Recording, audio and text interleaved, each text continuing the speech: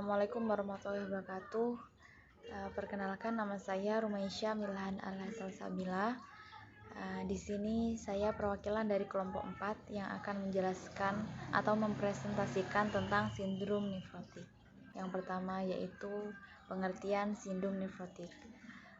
Sindrom nefrotik yaitu keadaan klinis yang disebabkan oleh kerusakan glomerulus karena adanya peningkatan permeabilitas glomerulus terhadap protein plasma yang menimbulkan proteinuria, hipoalbuminemia, hiperlipidemia, dan edema. Ini dikutip oleh Betts and Soudan 2009. Jadi menurut saya sindrom nefrotik itu kerusakan pada ginjal yang menyebabkan kadar protein di dalam urin meningkat. Tingginya kadar protein ini disebabkan oleh kebocoran pada bagian ginjal yang berfungsi untuk menyaring darah. Sindrom ini merupakan salah satu jenis penyakit ginjal yang ditemui pada anak-anak ataupun dewasa. Klasifikasi sindrom nefrotik. Yang pertama adalah sindrom nefrotik lesi minimal atau minimal change nephrotic syndrome. Jadi sindrom nefrotik lesi minimal ini kondisi yang sering menyebabkan sindrom nefrotik pada anak usia sekolah, yakni di bawah 15 tahun, atau bisa disebut dia mengalami kelainan sel T. Yang kedua yaitu sindrom nefrotik sekunder. Jadi sindrom nefrotik sekunder ini sindrom nefrotik yang berhubungan dengan penyakit atau kelainan sistemik seperti keganasan.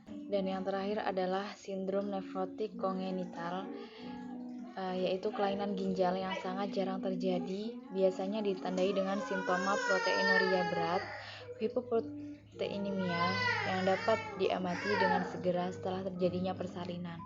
Karena sindrom ini timbul dalam usia 3 bulan. Etiologi sindrom nefrotik. Yang pertama yaitu sindrom nefrotik bawaan, yaitu diturunkan sebagai resesif autosomal atau karena reaksi materno-fetal. Gejalanya adalah edema pada masa neonatus. Pada sindrom nefrotik bawaan ini prognosisnya sangat buruk karena biasanya pasien meninggal dalam bulan-bulan pertama pada kehidupannya. Yang kedua adalah sindrom nefrotik sekunder yang disebabkan oleh malaria kuartana atau parasit lain. Yang kedua penyakit kolagen seperti lupus eritomatosus disseminata, purpura anafilaktoid. Selanjutnya glomerulonefritis akut atau kronis, trombosis vena renalis, dan yang selanjutnya bahan kimia seperti paradion, racun oaks, air raksa, dan lain-lain. Dan yang terakhir adalah amyloidosis, hiperprolenemia, nefritis, dan lain-lain. Yang ketiga yaitu sindrom nefrotik idiopatik, yaitu sindrom yang tidak diketahui sebabnya. Patofisiologi sindrom nefrotik.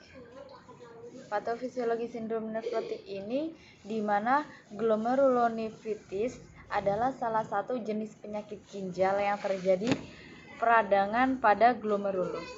Nah, glomerulus ini fungsinya untuk menyaring dan membuang cairan serta zat sisa atau sampah dari aliran darah. Akibatnya, permeabilitas glomerulus akan meningkat sehingga mengalami kenaikan filtrasi plasma protein dan menyebabkan proteinuria atau jumlah protein yang tidak normal. Lalu menyebabkan hipoalbuminemia, sehingga respon imun menurun dan tekanan enkotik plasma juga menurun, dan volume darah efektif pun juga ikut menurun. Dan mekanisme regulator ginjal ini mengalami retensi air dan natrium dan kelebihan volume cairan, sehingga menyebabkan edema, di mana dalam patofisiologi ini banyak mengalami atau menimbulkan gejala. Manifestasi klinis sindrom nefrotik. Yang pertama itu proteinuria. Jadi proteinuria ini protein yang lebih dari 3,5 gram per hari pada dewasa atau 0,05 gram atau kilogram berat badan per hari pada anak-anak. Yang selanjutnya adalah hipoalbuminea. Jadi kalau hipoalbuminea ini albuminnya kurang dari 30 gram per liter. Lalu edema anasarca. Edema terutama jelas pada kaki di sekitar mata, asites dan efusi pleura. Lalu hiperlipidemia. Jadi hiperlipidemia itu lipid atau lemak yang meningkat atau bisa dikatakan kolesterol tinggi. Dan yang terakhir adalah hiperkoagulabilitas. Hiperkoagulabilitas ini yang akan meningkatkan risiko trombosis arteri dan vena. Lalu kita ke pemeriksaan penunjang. Yang pertama adalah urin, ada 3 jenis. Yang pertama adalah urin, darah, dan uji diagnostik. Melakukan pemeriksaan tes urin. Jadi sampel urin ini akan diperiksa di lab untuk melihat ada atau tidaknya protein yang bocor. Dan proses melakukan pengambilan sampel urin ini kurang lebih sekitar 24 jam. Lalu yang kedua, pemeriksaan tes darah.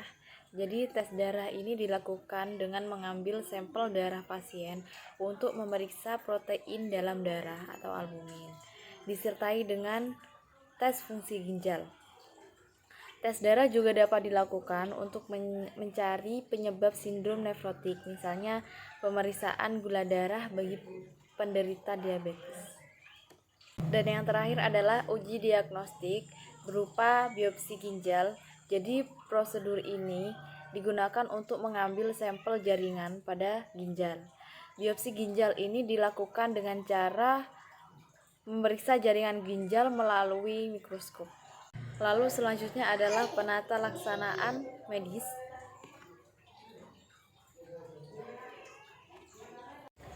Penata laksanaan medis yang pertama untuk sindrom nefrotik serangan pertama. Jadi memperbaiki keadaan umum penderita seperti diet tinggi kalori, tinggi protein, rendah garam, rendah lemak. Lalu tingkatkan kadar albumin serum, berantas infeksi, melakukan workup dan terapi prednison. Lalu untuk sindrom nefrotik kambuh atau relapse, berikan prednison sesuai protokol relapse segera setelah diagnosis relapse ditegakkan. Lalu perbaiki keadaan umum penderita dan cukup 2. Dan untuk sindrom nefrotik kambuh tidak sering adalah sindrom nefrotik yang kambuhnya kurang dari 2 kali dalam masa 6 bulan atau kurang dari 4 kali dalam masa 12 bulan. Yang pertama adalah induksi. Jadi induksi ini kita melakukan perangsangan terhadap pasien. Dan yang kedua adalah rumatan. Rumatan itu seperti terapi-terapi gitu. Dan yang terakhir untuk sindrom nefrotik kambuh sering, yaitu sindrom nefrotik yang kambuhnya sama dengan atau lebih 2 kali dalam masa 6 bulan atau sama dengan lebih 4 kali dalam masa 12 bulan. Yang pertama induksi dan yang kedua rumatan.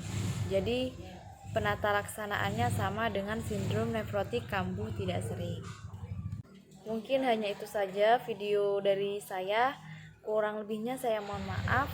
Sekian, terima kasih. Wassalamualaikum warahmatullahi wabarakatuh.